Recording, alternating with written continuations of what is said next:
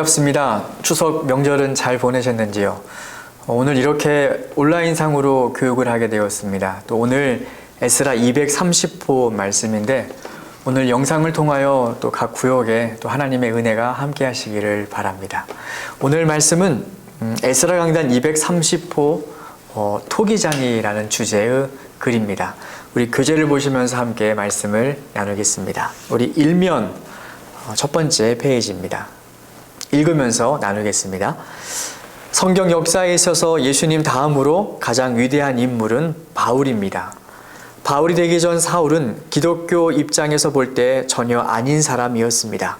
저 사람은 절대로 아니다. 예루살렘 교회의 스데반 집사를 처형할 때도 이 사울이 앞장섰습니다. 그것도 모자라서 기독교 신자들을 체포하기 위해서 대제사장에게 공문을 받아 외국에 출장까지 갈 정도였습니다. 그런데 이 사울이 예수님을 만납니다. 예수님을 만나자마자 그는 완전히 새로운 사람으로 바뀝니다. 기독교인들을 잡아서 처형하려고 했던 자가 기독교인이 됩니다. 그것도 보통 기독교인이 아니라 기독교 역사상 예수님 다음으로 가장 영향력이 있는 인물이 된 것입니다. 하나님은 얼마든지 바꿀 수 있습니다. 육신이 시원찮은 사람을 온전한 사람으로, 그리고 정신이 시원찮은 사람도 온전한 사람으로 하나님은 얼마든지 바꿀 수 있습니다. 뿐만 아닙니다. 우리의 가정도 하나님은 바꾸십니다. 가망이 없던 가정을 소망이 있는 가정으로 바꾸고, 그리고 전혀 가망이 없는 자녀들도 하나님께서 한번 쳐다봐 주시고 손대 주시면 새로운 사람으로 바뀌게 됩니다. 나라 역시 마찬가지입니다. 또 하나 알 게 있습니다.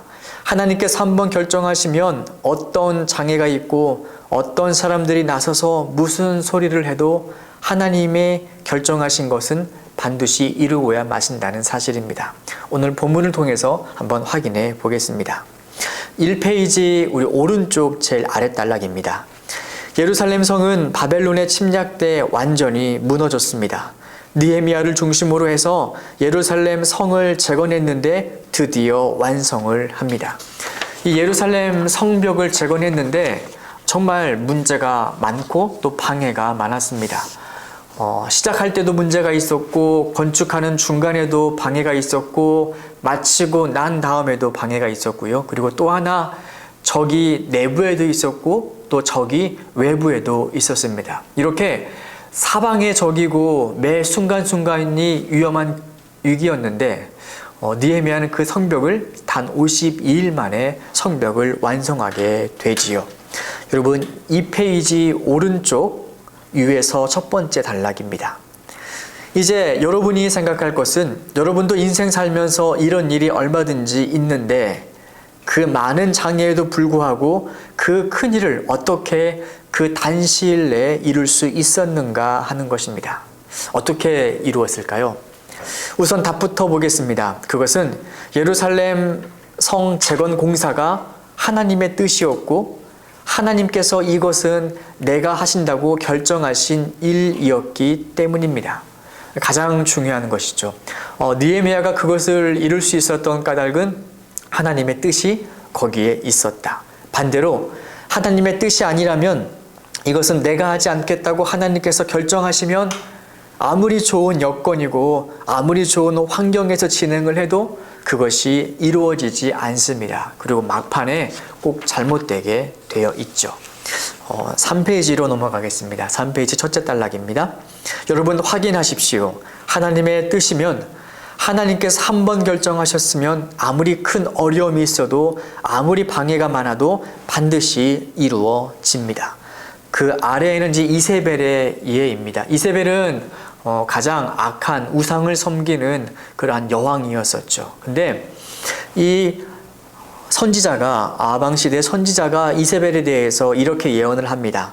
아합의 피를 개가 핥을 것이고 개들이 이세벨을 먹을 것이다. 그런데 아합은 죽고 하나님의 심판을 받았지만 그 후로 무려 14년이 지나도 이세벨에게는 아무런 일이 일어나지 않습니다. 그냥 그것으로 끝나는가 싶었는데 그렇지가 않습니다. 하나님께서 계획하셨고 하나님께서 작정하신 일이었기 때문에 이세벨도 비참한 최후를 맞이하게 됩니다. 14년째가 되는 날, 한 사람이 이제 반역을 일으키게 되는데 그 반역한 군대 대장이 이세벨을 찾아갑니다. 그리고 그곳 향해 사람들을 향해 외치죠. 그 위에 누가 없느냐. 그래서 이세벨을 창밖으로 내어 던지게 되고 그 땅에 떨어진 이세벨의 몸은 정말 하나님께서 말씀하신 그대로 개들이 먹고 그리고 흔적조차 남지 않게 되죠. 분명한 것은 하나님께서 말씀을 하시면 하나님께서 작정하시고 계획을 하시면 그대로 이루어진다는 사실입니다. 이것을 3페이지 오른쪽 위에서 첫 번째 단락입니다. 이것을 확실하게 안 사람이 있었는데 바로 사도 바울입니다. 그는 감옥에 갇혔습니다. 당시 정치 상황, 진행 상황을 보아하니 자신이 석방될 가능성이 거의 없었습니다. 그럼에도 불구하고 바울에게는 확신이 있었습니다. 상황은 그렇지 않고 모든 것을 다 짚어보아도 석방되지 못할 것 같았지만 바울은 석방될 것이라고 확신했었습니다. 바울이 그렇게 확신하는 데는 근거가 있었습니다. 무슨 근거냐면요. 지금까지 선교할 때 이 일, 저 일을 보니까 하나님께서 자기를 이끌어 주시고 도와주시고 그리고 뿐만 아니라 지금까지 이렇게 남아있는 것을 보면 틀림없이 하나님께서 자신을 통해 하실 일이 있다. 사도 바울은 이것을 알았습니다. 나는 하나님께 쓰임받는 일이 있다. 그것이 있는 한 나는 죽지 않는다.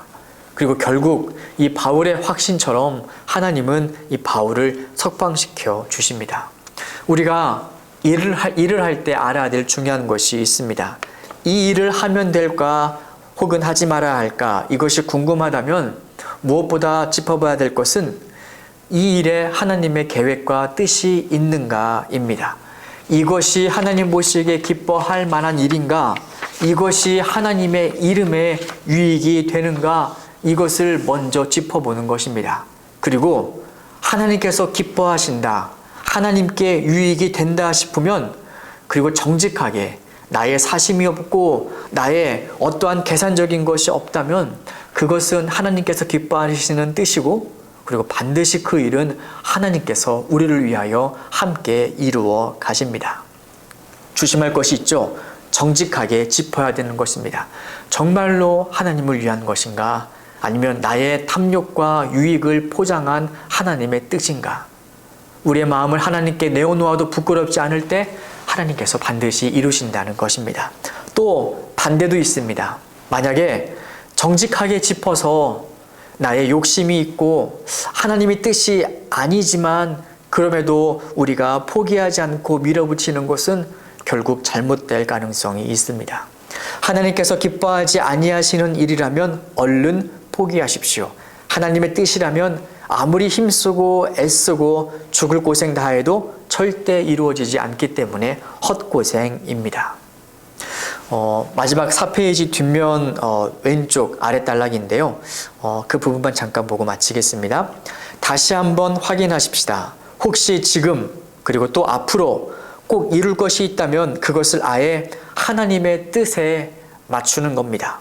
경제 문제가 있다면 경제 문제, 이것으로 하나님께서 기뻐하시는 일을 하겠다. 힘들고 어려운 사람을 돕겠다. 내 뜻을 분명히 하고 그리고 그대로 행하는 것입니다. 혹시 육체의 문제라면 지금까지는 내 마음대로 살았지만 하나님께서 내 육체를 살려주시게 되면 내가 하나님의 뜻을 위해서, 나라를 위해서 내가 그렇게 내 몸을 사용하겠다. 우리가 그렇게 분명히 하나님을 향하여 뜻을 정하고 나아가게 되면 하나님은 우리의 삶을 통하여 귀하신 하나님의 뜻을 이루시고 또 도와주십니다. 예레미야 18장 6절에서 하나님은 말씀하십니다. 진흙이 토기장의 손에 있음같이 너희가 내 손에 있느니라.